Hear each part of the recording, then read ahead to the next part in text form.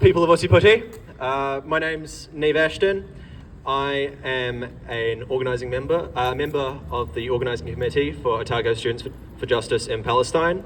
I'm an uncompromising advocate for transgender rights, potentially obnoxious queer socialist, and a theatre student who likes to shout a lot.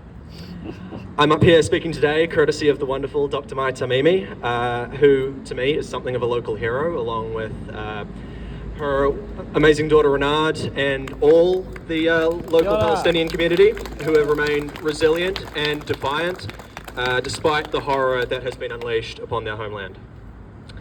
Today I'm going to speak on New Zealand's shameful participation in RIMPAC, why our government must immediately change course, call for a ceasefire and grant the visas to all our whānau trapped in Gaza if they don't want to be remembered by the history books as cowardly bootlickers to a genocidal regime. 186,000.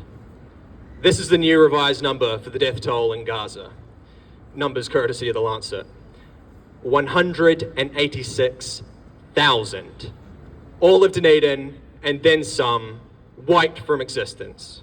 8% of Gaza's population gone, erased under the merciless onslaught of the IDF. Meanwhile, Palestinians are imprisoned and concentrated in prison camps where they are routinely tortured and sexually abused in the most sadistic and horrifying ways imaginable. Images have come out of emaciated prisoners handcuffed to razor wire fences and left to stand there for days or all day, while behind them other Palestinian prisoners are lined up on their knees and blindfolded like animals. Images of grandmothers attacked by dogs that have been trained to perform acts so vile and inconceivably perverse that I do not have the stomach to repeat them here. If you've seen these images or have heard these stories, there's no getting past the obvious. Images of these camps, concentration camps, let's call them what they are, evoke memories of Auschwitz, of Dachau, of the worst Nazi atrocities of the Second World War. And meanwhile, our idiocracy of a government, consisting of right-wing populist clowns and out-of-touch corporate bigwigs, in spite of the evidence of our own eyes and ears, still sends Kiwi troops to participate in RIMPAC military exercises with the IDF. Shame! Shame! The modern-day Waffen-SS. Now, I don't think I need to say the obvious here, but this is a disgrace. A disgrace to our country, a disgrace to our communities, a disgrace to our values, a disgrace to humanity. Growing up, I always bought the line that New Zealand was exceptional. A country dedicated to human rights, to peace, and to what's right and good in this world. Well, that illusion had certainly faded as I reached adulthood. It has all but been scattered to the winds by Luxon and his cronies. It's unconscionable. How will history judge a country that has sent its own troops to train with murderers, with rapists, with torturers, and with fascists? I'll leave that for all of you people here to ponder. In short, our government has made a terrible mistake. That's okay. We all make mistakes. Some, granted, are bigger than others, but it's perfectly human. What counts is our ability to make right on these mistakes, to take accountability, and to seek some kind of redemption. Luckily for Luxon, that opportunity might be just staring him in the face.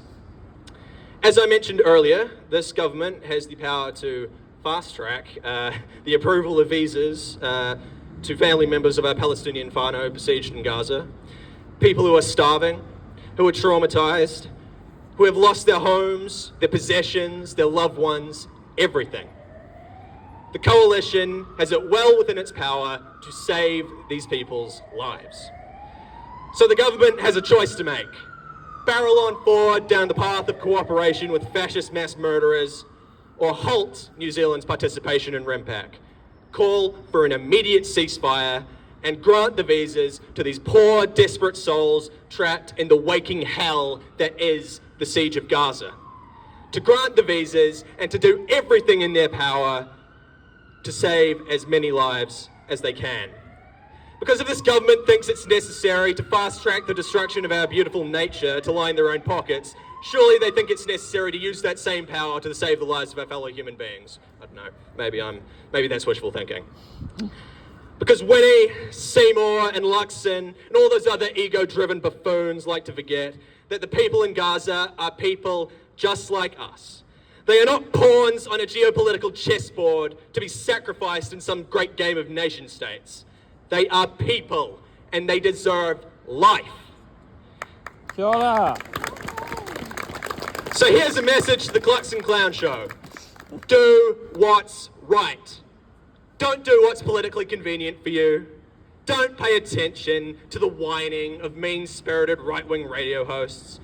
Don't judge that the lives of people that you stand to save are less important than a temporary 3% dip in your polling. Do what's right. And maybe, just maybe, history will forgive you. So I say to Christopher Luxon, to Winston Peters, to David Seymour, and I'd like all of you to say it with me, grant the visas, grant them all! Thank you, everybody. Solidarity and Free Palestine!